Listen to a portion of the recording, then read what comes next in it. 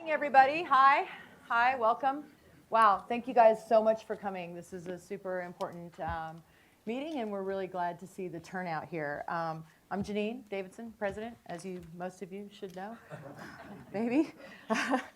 First of all, I want to start off by saying thank you to Larry Sampler and his team and everybody up here today who you will meet, but especially Larry, who, as the vice president for admin and finance and COO, really got ahead of this, and really also coordinating with his AHEC partners to do some contingency planning, even a few weeks ago when people thought people were overreacting, and now we recognize that we weren't. And so I really want to thank you for your leadership and staying on top of this.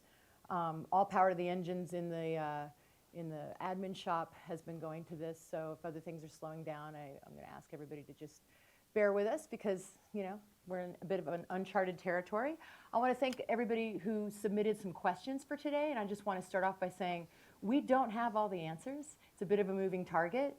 The community across the country, even across the world, but even inside Colorado and among our higher education leaders are all in constant contact, making these decisions together, trying to make sure that we're not doing things that are going to sacrifice the mission, at the same time putting faculty, students, and staff and everybody's families' health and safety as the primary concern. So again, thanks everybody for their leadership, their foresight, the contingency planning, and thanks everybody for coming out today. So let me just start off by giving some of the, kind of what we know now, but the focus of today, or the focus of this morning, is on faculty. The focus of this morning is on our mission and what we're going to do as a community on that. And we can answer other kinds of questions as well. And remember, there's another town hall this afternoon at 3 o'clock where I think we're going to have even more information because there's a lot happening just this morning in Colorado. And we'll have a lot more conversations about some of the decisions that are being made with respect to health, safety, and those kinds of things. But right now, as you may know, yesterday Colorado declared a state of emergency. And as the governor said,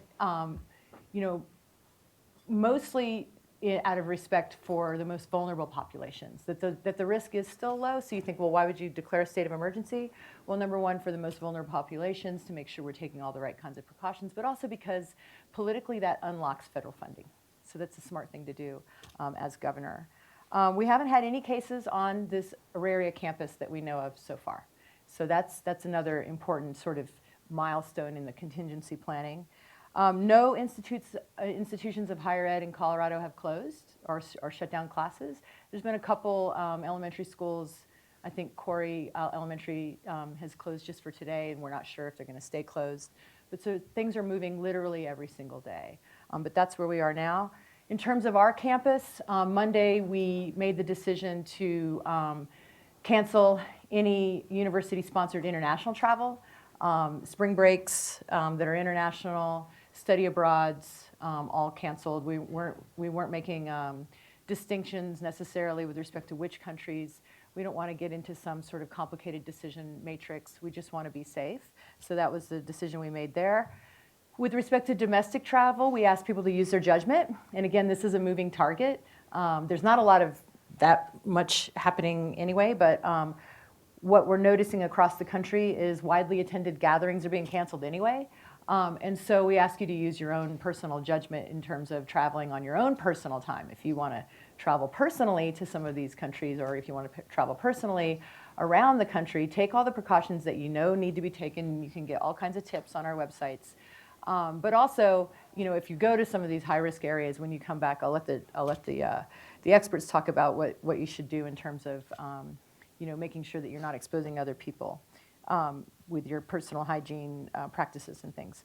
There's one other thing I want to say before we kind of get started on what we're doing for online teaching and everything is we've heard reports that, at least especially in other parts of the country, that people have been discriminated against based on their ethnicity and people making assumptions that because you look like X or Y, you must be contaminated. And I just want to say that's pretty much completely unacceptable on this campus. I don't think I even need to say more. I see everybody's heads nodding, right? And so, I would ask you as leaders, faculty members, to be on the lookout for that. If you see it among your students or even among your colleagues, nip that kind of thing in the bud. There's no space for that here in our community, okay? All right, so as we think through the next levels of contingencies, we will be looking at widely attended gatherings. We haven't canceled anything like that yet, but I suspect some of those decisions are going to probably be likely to be made in the next couple days, if not hours.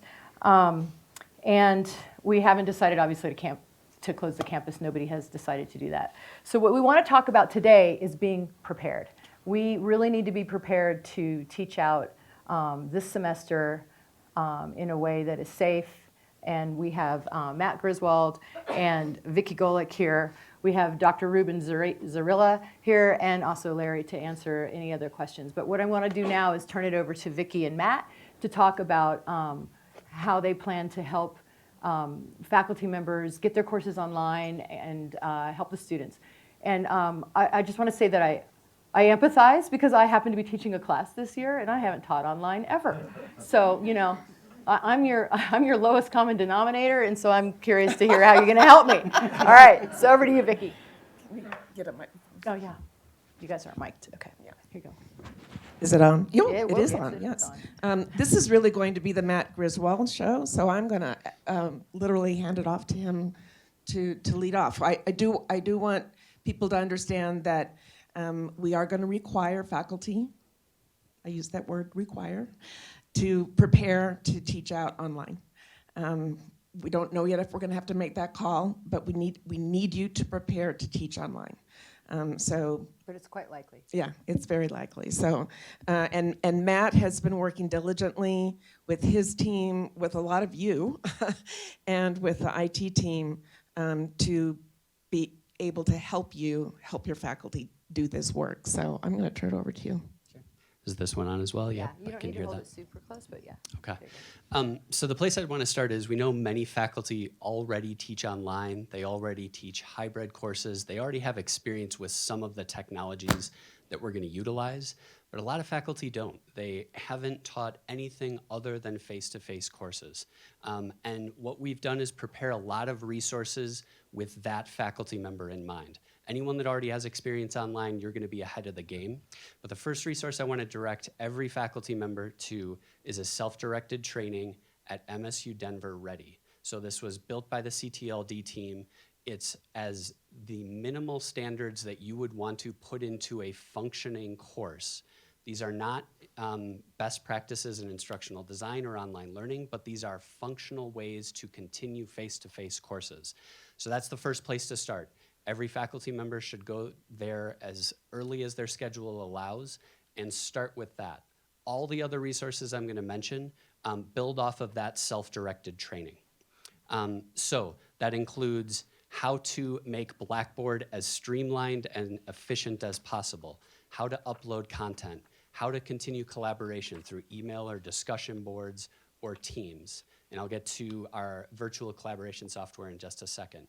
How to decide if you need proctoring, and if you do need proctoring, how to utilize ProctorU instead of sending individuals to the testing center. So that's another thing we'll talk about in just a second. All of those resources are listed at MSU Denver Ready, so faculty can go there and actually start moving their courses online immediately. In addition, we know that there's people on campus right now, and there's people that are going to want to get walkthroughs of that and ask more complicated questions than what's offered there. Oh, I also want to mention those design standards that are at MSU Denver Ready are so that students can learn using a cell phone. So a tablet wouldn't be necessary. A computer, a desktop, a laptop would not be necessary. Wouldn't be the easiest learning experience, but it is functional in a way that students will be able to learn. So keep that in mind when we think about the technology needs of faculty and students through the remainder of our conversation today. Next, we have face-to-face trainings 9 to 3 starting today in Central 103. They're going to be hour-long. Any faculty member can show up. We're going to take 20 and then move to the next group after that, and we're going to continue to cycle that. Every hour on the hour. So that'll include instructional designers walking you through that self-directed training. So before you go to those face-to-face sessions, complete the self-directed training. Next, we're gonna have virtual offerings of those same trainings through Teams that are gonna be available throughout the week and next week, and as long as we need those trainings to continue. And then finally, any faculty member that needs to know what these resources are, we have a CTLD developed phone line that faculty can call to learn where the trainings are, where the supports are, where they can get additional support. So we're gonna make sure that all of those resources are announced and provided to everyone. So that's related to faculty preparation in bringing their courses online. As Vicki said, that's required as of now. The effort to teach in those online sections is up to the faculty member, but build those starting today so that we're ready to go. Then, if we have an announcement where in the future we have a step further, those classes will be built and ready to be taught.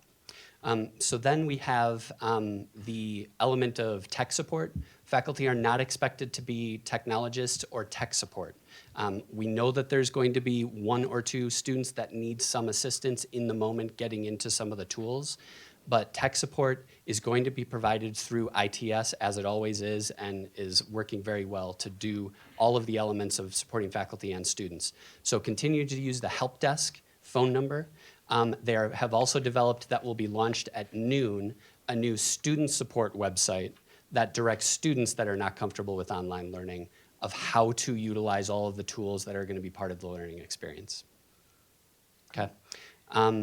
Another element that's important, we have faculty considering how they're going to continue proctoring their courses. So if there's any assessments, the first thing I would say is look through and review if you really need that assessment proctored. Oftentimes the answer is yes, but sometimes the answer is no. If it can be something that's not proctored, move to that. If it needs to be proctored, use ProctorU, which the automated version of ProctorU is free to students. So that's available right now. If you, I'm gonna recommend Googling all of this. So Google MSU Denver ProctorU, and you'll get a website of both the free automated proctoring and the paid by student proctoring version. I'd only recommend using that portion if you really feel like this is an assessment that needs to receive careful proctoring. It's about $17 per hour per assessment. So that's a cost to students that we do not want to send them through if at all possible. But it's an option if faculty feel that's necessary. All of this stresses the point, it's not an appropriate step if you find a student who's either sick or showing symptoms, or you want other ways of providing assessments, to send them to the testing center. That's also a place where a disease or illness can spread as well. So if you have an assessment that you've determined needs to remain an assessment that's proctored, use the virtual proctoring tools to do so. So another element of this is online courses that are already online or are hybrid or have a lot of the learning experience available in that way are going to more easily transition to online delivery. There's a lot of courses where it's very difficult to move every element of the instructional experience and the learning experience online. So the first thing I'd say to that is think about alternative ways of delivering those elements. So if it's studio time, or if it's physical education, or if there's labs, it's not going to be simple, but faculty should put a critical eye to other ways of reaching the learning outcomes that are part of that course. Sometimes that's not going to be possible, sometimes it will. But put a keen eye to other ways to deliver those things. Can Teams or virtual communications allow for either instrumental performance and support, or arts-based training and support? Is that possible? It may not be, but if it is, consider how that could be delivered through the virtual tools. Are there apps that could assist faculty in continuing the learning experience that don't require being face-to-face, in person, delivering those learning experiences? Okay. So for the CAVEA folks, can you get those websites up on these screens here that he just mentioned? What Yeah. are they? So the first one and the most important one for all faculty is MSU Denver Ready. So if you Google MSU Denver Ready, you're going to get to a web page that gives you 3 steps of how to move a face-to-face course online. The phone number to call for support is 303-615-0800. The ITS help desk, Kevin, can you help me with that number? Yeah, 303-352-7548. So that's the ITS help desk number. If a faculty member or student needs support with technology, that's where they go. The website is not up yet, so we're not going to offer that now, but at noon it will be up and we'll make sure that's public. Another thing to mention is we're going to have students or faculty who do have extreme need for hardware. So cell phones may not work, they may not have tablets, they may not have cell service or Wi-Fi.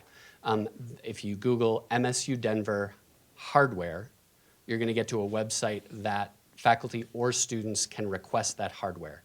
Know that with a number of these things, resources are limited, so it should be in extreme need, not in, I would just like to have a computer or a tablet for the next couple weeks to be able to use. So we'll get all those websites and phone numbers up on the screens as soon as we can, but we'll also try to get it on the MSU Denver landing page, so you don't have to Google this stuff. We'll get it all in one place today. Mhm. I just promised. You got it.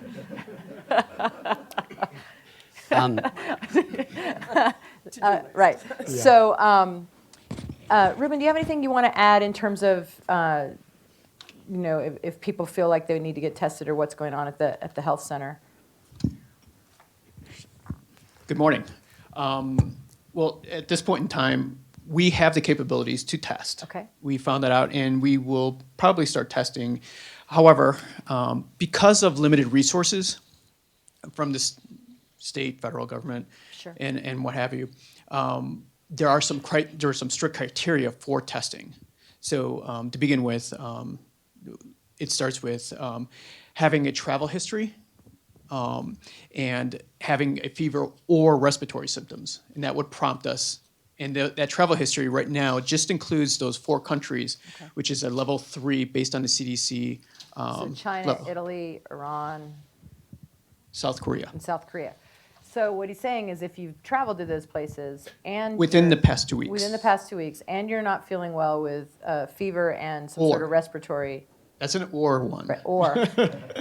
But the big point, though, is to call ahead, because whether you go to our on-campus clinic or a hospital or your own doctor or urgent care, the guidance is to call ahead so they can take the right kinds of Yes. precautions and be ready for you. Yeah, we would want to be prepared ourselves for just testing and also for making sure we have all the equipment necessary because if there is a huge demand, Right. we just might run out. And we haven't had any No. to date, okay? Number 2, another criteria would be in terms of having a lab confirmed case. We are starting to get more and more here in Colorado. And then at that point, that's a fever. So that's fever or lower respiratory symptoms. So the second one, the travel history is an and. Okay. The second one is an or. Okay, So, very good. and then the last one would be in terms of having severe respiratory illness, but then in having unknown reason why, and that's why they're testing. And once again, it's just because we're trying to test those that are most likely to be positive, and at the same time, we have limited resources, so being careful with being good stewards of our stuff. And all of those guidelines are on the coronavirus update page that you see on the screen Yes. there, and we'll be updating that as we get. And I think as of this morning, there are 15 confirmed cases in Colorado. Actually, more now? I checked just before we started. In fact, I Okay. put the phone away What's the while latest? you started everything. We are at 17 confirmed cases Okay, in Colorado. So it is very much of a moving target. And 5 positives in Denver County. Okay, all right. Larry, do you want to add anything about what's happening? Then we can maybe go through some questions. Yeah, just to give you a sense of how we've been preparing for this, we got over 100 questions since they put the website up, and they were generally around having to do with teaching online, having to do with safety, having to do with a lot of concern that we're not prepared. So I guess what I'll do in my little 2 minutes is try and reassure you that we're as prepared as we can be. This is not like the West Classroom situation was, which was a static event that we were trying to address. As you've seen, this is changing constantly. But we're not in this alone. We're in contact with the other two universities and with AHEC here on campus. We're in contact with the Colorado Department of Public Health. We're in contact with the Denver City emergency responders, and then with universities across the country. If I open my computer, I have probably 36 open windows that are tracking what other universities are doing and what novel approaches they're bringing to dealing with a lot of the very same problems that we are. You shouldn't feel like we're in this by ourselves. It's like the duck. You may see us calm on the surface, but beneath the water, we've got an entire team of really talented people, from Steve Monaco and his team at the health clinic, to our IT folks, to Mark Wilson and our emergency preparedness teams that have literally been putting in long, long days preparing for this. We did start about 3 weeks ago. The cycles that you'll hear my team talking about is you start out by trying to imagine and anticipate what's going to happen, and that's a constant loop. Every day we go through what might change, what changes do we anticipate, and we had triggers. And the trigger for moving from anticipation to active preparation was the first confirmed case in the United States. So we crossed that Rubicon a week ago. We had confirmed cases in the United States. We started stockpiling laptops. We started putting in policies for working from home if that becomes necessary, for teaching out. We're still anticipating, we're still looking at the changes, but now we're preparing. The next trigger is when we begin to execute. And this meeting is actually the first of our executional steps. When we had the first confirmed case in the state of Colorado, we moved from active preparation to active execution. And there are a number of steps that we can take and that we will be taking as necessary as the situation changes. But I guess what I want you to go away with is a sense that we do have folks that are monitoring this constantly. We do have folks that are prepared to do whatever we have to do to make sure that our students, faculty, and staff and their families are as safe as we can make them. But we're also still pursuing our mission, which is to educate. So balancing the two of those and finding ways to do both safely is kind of the magic spot where I think the team in front of you and the team here in the room and watching on live stream are all very much focused and very much engaged. Okay. Anybody want to add anything else, or we open up? You want to go through some of the questions, Larry? We did get a question about advising, and I just wanted to let people know that Stephanie Allen has been working with the professional advisors, and they are all ready to go as well. They are accustomed to doing advising through email, on the phone, through the various, like SSC Navigate and that sort of thing. So again, should we have to go in that direction, they will be ready. Okay. All right, so we got a lot of questions, and I'm looking at a lot of the questions that came in about the online classes, most of which we've already covered, but I think that I really want to focus on that. So if there are people that have additional questions and you want to raise them right now, I would go ahead. Yeah, go ahead. Hey. We need to do it with the microphone. Yeah, can someone help with the microphone? Scott Lubinsky from theater. Hello. In terms of the threshold for public events, Yeah. how are we to plan ahead? We're in the middle of a production. We have music's in the same boat as well as Right. all those things. Kind of need to the threshold. I know it's hard to predict the future. Yes. We don't have a magic ball. But is there a threshold for what public events will look like in our future and what that entail? So thank you for bringing that up. Widely attended gatherings and events is the issue we're examining today with the other universities on the campus. I can say you should probably have that decision by the end of the day in terms of if we're going to limit things and what the timeline would be. So like we said at the beginning of this, we don't have all the answers yet because it's such a moving target. But I think you can anticipate that some things are going to start to dial down. Okay. Thank you. Yeah. Anybody else? Yeah. Go ahead. I'm Linda Donnelly from the Criminal Justice Department, and some of the faculty members are in the target group. We're the over 60s and also have respiratory problems. Is it going to be an option to transfer to online, or can we not transfer until the university makes a decision that we will all be going online? Yeah, thank you. So as of now, faculty are required to move their courses online in terms of getting them ready for delivery. They're not yet required to teach that way. So But they're not, I don't think that they're not prohibited. eh, That's eh, what you're yeah. asking. So there's, And that's yeah. exactly. I'm asking whether it's optional to Yeah. go online, for example, after spring break, if we Yes. want to. Yeah. So as of today, every faculty member that desires to can offer their course online once they follow those trainings and have their learning experience online. Everyone should prepare for that starting now. And then it's your choice if you want to inform your students that you're moving to an online delivery format when you're ready to do it. And another resource we're going to provide faculty is a template that goes to the faculty members to describe the changes in the learning experience that are going to occur because of preparations. So if they're moving completely online, all of the elements that they should inform students that are changing based on that adjustment. If they're moving elements, which elements are moving, and then also the other university resources that are going to be available to them. And where will we find that on this Ready page? Yeah, that will be listed, that template will be listed on this page as well. It's not up there yet, but it will be up there shortly. And I would encourage the attendance at the training sessions every hour on the hour. I mean, what I think is really important that we all keep in mind, you know, I've said this 1,000 times, all of us on one side and the challenges on the other. This is, if ever there was an example, this is it. All of us on one side and this global pandemic on the other, which means that things are going to be less than ideal. You're going to have to make a couple compromises in the way you would ideally like to teach a course.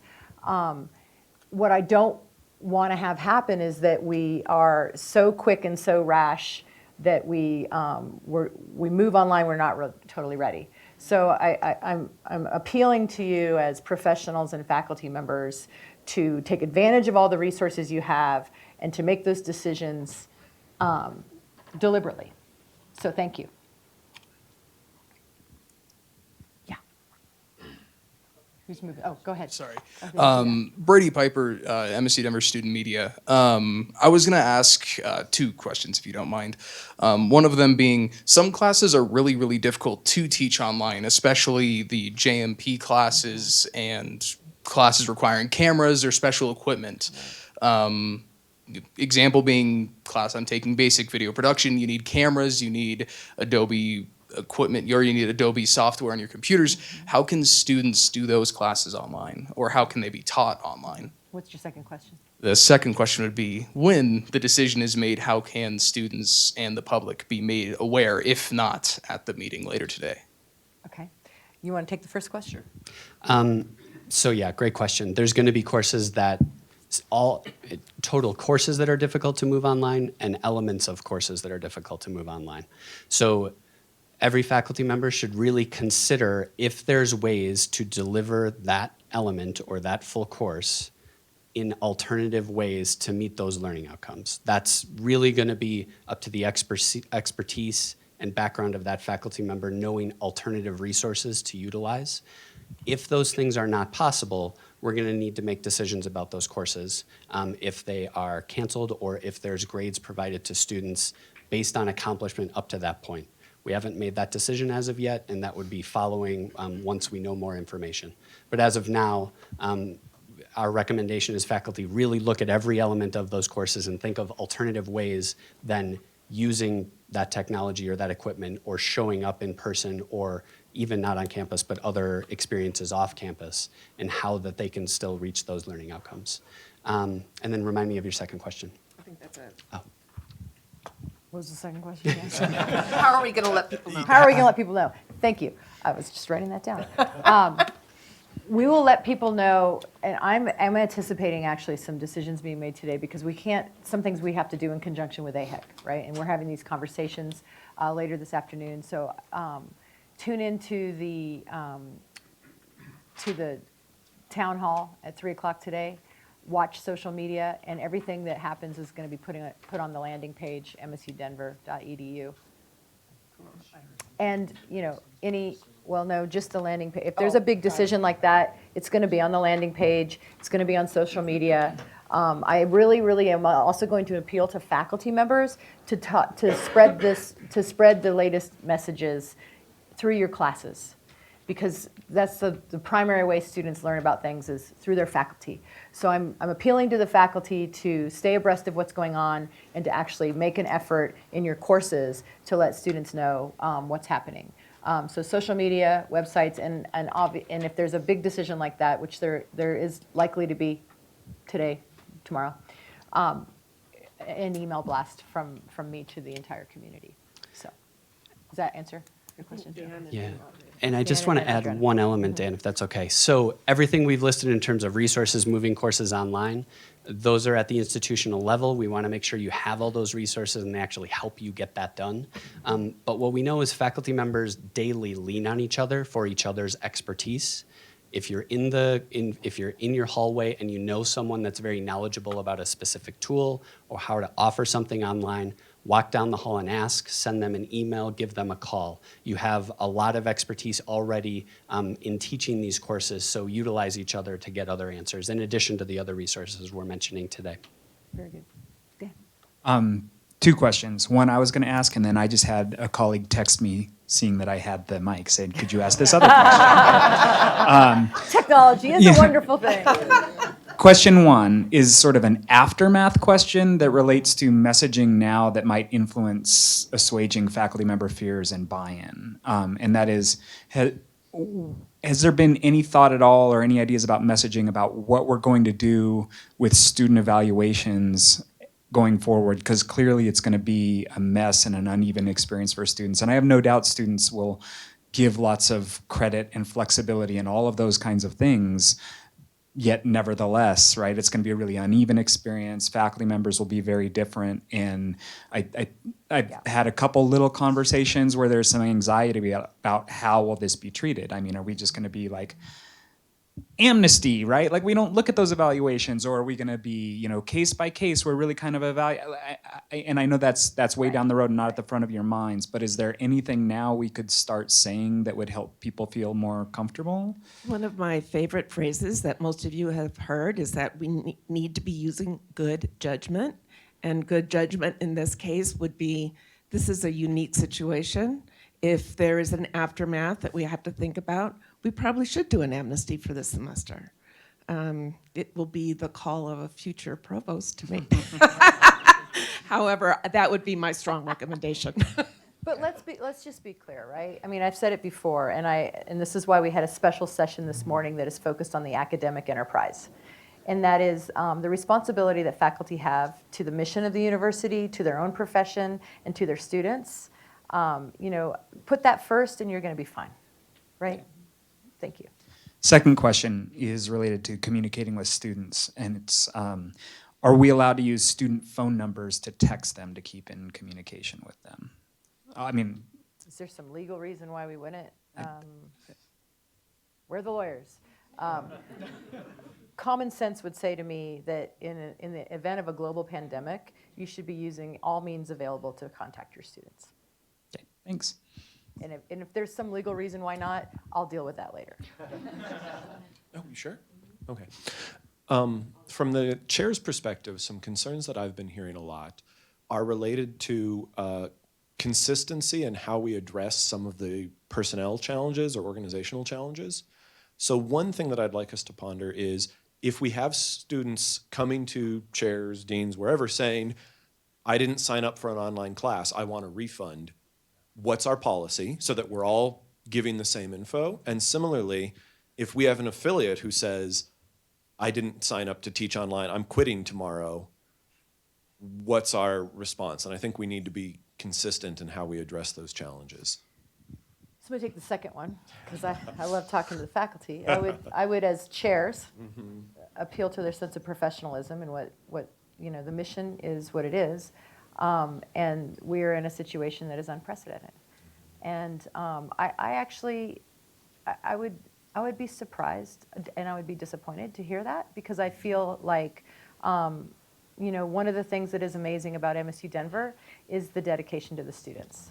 And so again, when in doubt, you're putting the students first, health and safety as well, in terms of the mission, I think is what we should all be keeping in mind, okay? And so with respect to the students, again, I'm going to look at Vicki and Matt here in terms of the quality of instruction. You know, you're not just professors, you're also mentors, right? And it would seem to me, if it were my daughter or my son, you know, one semester out of your career, do you want to throw that whole semester away, take the class over again? You know, your professor's offering you a way to get your education, or do you want to just stop? I mean, I think you have to keep in mind, again, putting the student first, what's in their best interest. And do you want to add to that at all? No, I think that's We exactly don't the have a right policy answer. right now to refund, but you Yeah. know, that's We'd have to take it on a case-by-case basis. I mean, we know that there are students who are living at home with family members who are also compromised, and so they probably want to go online yesterday. And we have to be sensitive to that. We also know, as you say, that there'll be students who don't want to take an online course, but to your point, Dr. Davidson, it's really about, do you want to get your education and graduate and move on to your career of choice? So there's probably more friendly ways to frame that, and I'll leave that up to you to do that. I mean, I think your point about case-by-case basis is very important, you know. And if people have, and we have this every semester no matter what, right? People have extenuating circumstances. They have family members who fall ill. You know, you can give incompletes. There are ways to address this, and I think that, again, appealing to faculty to really take a personal approach with these students is really the best course of action for the university as a whole. Larry's got something he wants to say. This is one of those questions where we'll try to get you an answer. We don't have a firm, clear policy answer right now. This is not something where the university has let someone down. We haven't closed the building, or the university hasn't failed to do something we should have done. This is more of an act of God kind of thing. So I think we're going to have to talk to the general counsel and figure out what that proper response to that is. Because I think you're right. To the degree that we can, we want to have a common to all response so that there's not a sense of inequity in terms of how we respond to this.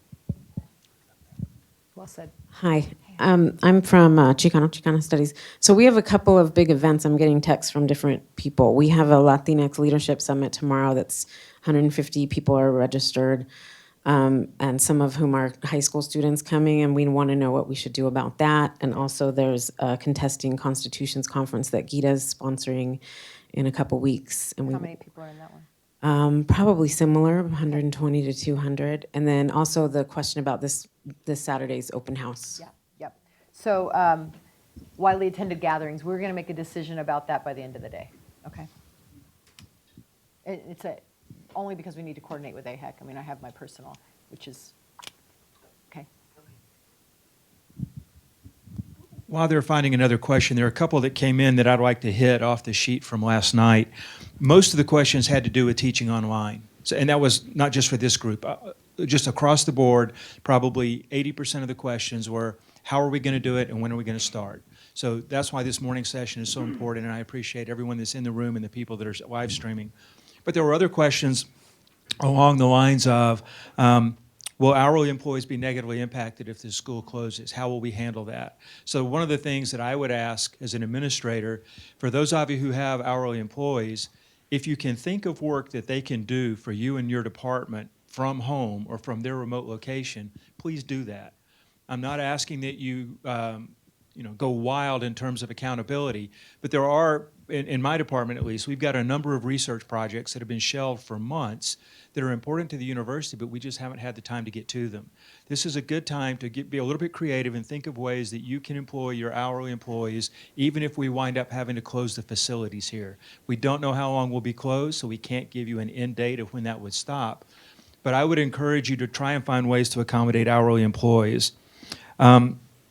There's a number of student questions that came in, and having been a student and never been a faculty member, forgive me if I choose sides on this one. But it was... Megan, did you have a question that was associated with that? Yes, I do. Yeah, like a two-finger, yeah. Pertain to the work-study student who Yeah. relies on their funds for living, if they can't be to campus and we don't have projects that they can work on at home. That's a great question. For the folks that are live streaming, the question was, how does the comment I made about hourly employees apply to work-study students?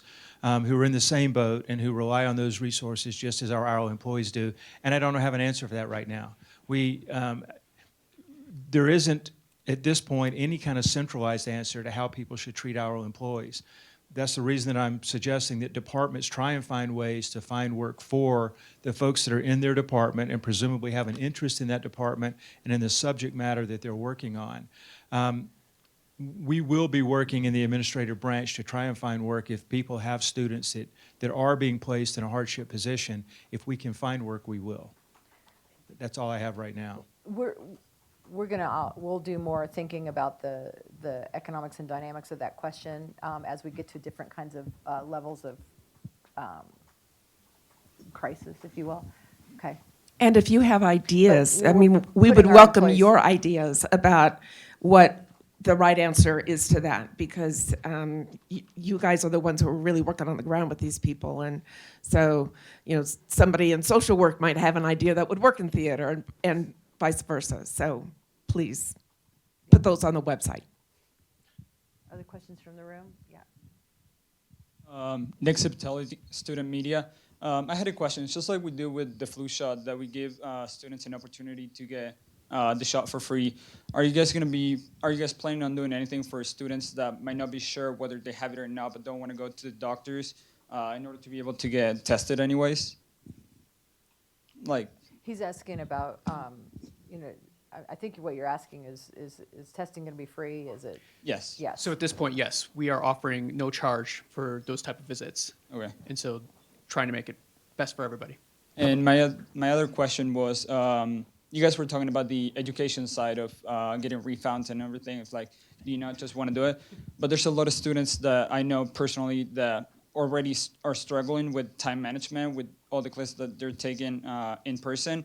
And I know there's going to be a lot more work that they will have to do because they have works already, or they have a lot of things that they have to do with their lives they have going on. And they'd be getting a worse grade, or they'd be at higher odds of failing the class because they don't have enough free time in order to be able to do everything online. Is there anything that you guys are planning on doing for those students? So the presumption of your question is that an online course takes more time than what you normally would have done. From experience, I can say that it feels like it does, yes. So Matt, you want to take that? Sure, and some courses can be that way and others are not. Based on everything we're recommending in terms of very lean design and expectations, we're going to ask faculty to make sure that those learning experiences are not more involved, complex, or require more assessments, papers, what have you, from what the face-to-face experience is. So the good news is this isn't going to be one faculty member developing a course and another faculty member teaching it. These are the same individuals that we're offering it face-to-face that are now going to be offering it online. They have complete knowledge of the way the course has gone in the classroom and what expectations should be part of the online experience. So to your question, and a very valid concern, we shouldn't see a lot of the online experience being more difficult, complex, or comprehensive than what students have seen face-to-face. Jeff Lotes from the CTLD. Matt, I might give you one chance to talk about the phone number and email that are on the screen over there. Thanks for the prompt, Jeff. And then you also earlier said something about talking about teams, and I don't think you got back to that. Thank you. So Alex McDaniel is a wonderful resource, but you can imagine he is planning and preparing a lot of these trainings. He'd love to hear from you, but in this moment, sending him a direct email or making a call to him is not going to receive a response. He's in the middle of getting all of these trainings up and running. So instead of that contact information, for questions about where the trainings are, call this number instead, 303-615-0800. And for the training, both in-person and self-directed and virtual, go to the Ready site that's up right now. And I assume everyone who's live streaming as well as in the room can see this information. The information at the bottom of that slide, do not contact Alex directly. Go to those resources I just mentioned. Yep. And we'll fix the slide, and we'll fix the website by this afternoon, yes. And the other element is teams. So A lot of faculty could offer the vast majority of what they're already doing face-to-face just by using Teams or just by using a virtual collaboration tool, correct? So within our Microsoft Learning suite, which includes Outlook and Word and Excel and everything else, we also have access to Microsoft Teams, which is a virtual tool that we can use both as staff and as faculty for instruction. It's free to both faculty and students now. There's no additional login, there's no additional payment. In fact, beyond this specific need, we should all as an institution work towards using Teams for collaboration when people can't make it to meetings and whatnot. So that's available now. Departments have specific software that they're using. If they're more comfortable with that, there's not a problem in using it, but a lot of those come with a cost and they come with the added cognitive load of students learning how to use them, where Teams is something they're typically more familiar with. So our recommendation is to utilize Microsoft Teams as your default if you're not comfortable with or experienced with virtual collaboration and virtual audio and visual streaming. And if you know your department has something very specific that they use or you want to use that at your discretion. But Teams is the one that's supported by the institution. If you call the help desk, they'll be able to support you. Additionally, they're building a more comprehensive Teams training that should be up relatively quickly in addition to what you're going to find on the Ready site. So the Ready site is just get a team going immediately, and it's going to be scheduling team sessions with your classes in the future. The ITS training that we're going to announce a little bit later will be far more comprehensive.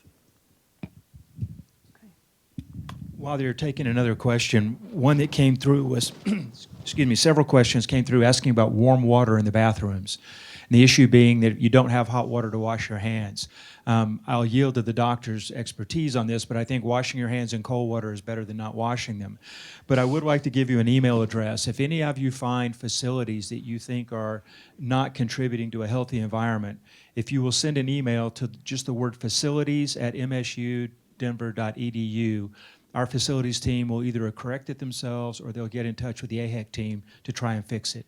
Whether it's hot water in a bathroom, hand sanitizers that have run out of the material, whatever you think it might be, that facilities@msudenver.edu email address is the way to get those things addressed quickly. Did we get the hot water fixed? What's that? Did we get the hot water fixed? We haven't gotten the hot water fixed yet, no. Did you want me to add anything? Can you talk about hot water versus cold water and washing your hands? I think I can. Thank you. In that process, the soap is probably the most important thing. It's a detergent. The way I kind of explain to people, it's a slip and slide for bacteria and viruses. So that's going to be the most important thing. In regards to the hot water, obviously, bacteria and viruses don't like heat. They just don't. That's why we create a fever. Either. Yes. Or they like soap. They like soap. They Slides on there. they don't know Okay. where they're going, but yes. That's a good thing. And so, in regards to the washing your hands, the most important thing is use the soap, and any temperature water will just will be helpful. Hot would be preferred, but we'll work on that one. Thank you. And hand sanitizers. Oh yeah, that's it. Which we're also trying to make sure are well stocked. While we're filling in the gaps, we had another question. If the There's school one- closes. Wait, there's one in the Oh, room. I'm sorry. So, sorry again, another question. I forgot to ask. I got awarded in another of the JMP students student travel to go to Las Vegas in April to go cover 2 conventions for broadcasting. Since that's they're conventions that are happening inside of the country, is there any chance that they could get canceled? That you guys could cancel and be like, no, you guys can't go? Right Or- now, we have not put any limits on domestic travel. We have put an advisory on domestic travel, which is to say you need to use your judgment about whether or not certain regions are more at risk than others. And frankly, it's changing every single day. Washington State, for instance, is probably a lot more at risk than some other places. The organizers of these large conferences are canceling them every hour. So yours isn't until April. I would stay tuned, and it's likely to be canceled. But you don't have to go. Like there's nothing that says you have to go. But right now, at this point, we as a university have not prohibited people from traveling domestically. This is in regards if there is the decision to teach out online for those classes or those internship experiences where our students are getting hours for specific certifications. What does that look like? If that is even, I'm sure it's been talked about, Larry, but information. microphone. Vicki. Vicki's got to answer this one. This is one we don't have an answer to yet. However, two things. We are looking to collect information about all the partners that are out there, internships, service learning, volunteer work. I think Dr. Simpkins might have some more information at the 3 o'clock because he's on that, and that world reports to him at this point.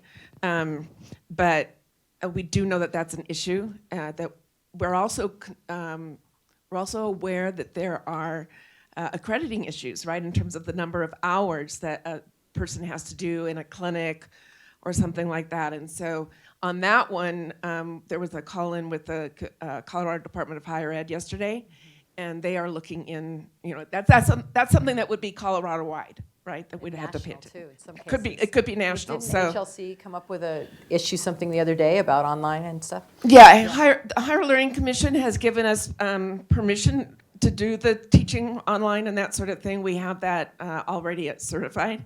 But do stay tuned because we are watching for that. And then again, if your accrediting agency contacts you and lets you know, then that will help us with all of the correct communications as well. I have a good last question, maybe. It's one of, Vicki, and the question's for you, and it's kind of one of your common sense questions. And this, I'm summarizing several students who wrote in and said, I'm in good health and I can come to class, but my family members are immune compromised. Are my professors going to be understanding when I show up not coughing and not sick and say I need to stay home or I need to learn online? I hope so. That would be, I expect so.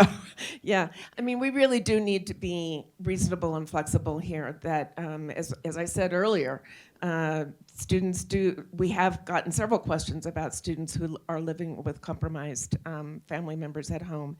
And so I really do urge you to, as Dr. Davidson said earlier, be professional, be understanding, and recognize that there are genuine concerns out there on the part of students, and give them a break. So we have cabinet in 5 minutes. So any last questions or comments from the community? Adriana, do you have one? I had a question texted to me about tri-institutional events. Are you making decisions with, we'll see you Denver? That's precisely why I haven't made the unilateral MSU Denver decision, even though I have my opinions. We are coordinating, in fact, in another hour or two, probably. So afternoon conversation is, to me, a big part of the afternoon announcements is about the widely attended gatherings and the policy about that going forward. Okay? Okay?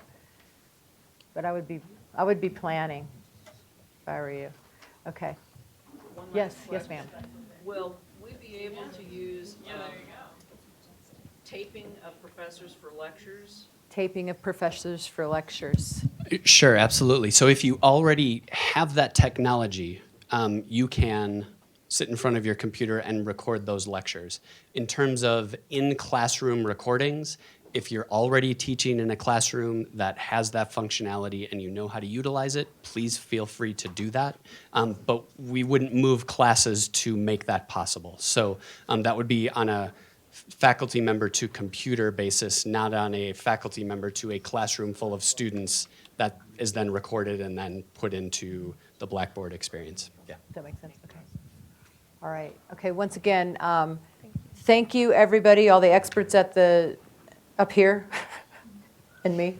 I'm not an expert, but thank you to the faculty, especially for leaning forward, for the teamwork on this, and stay tuned.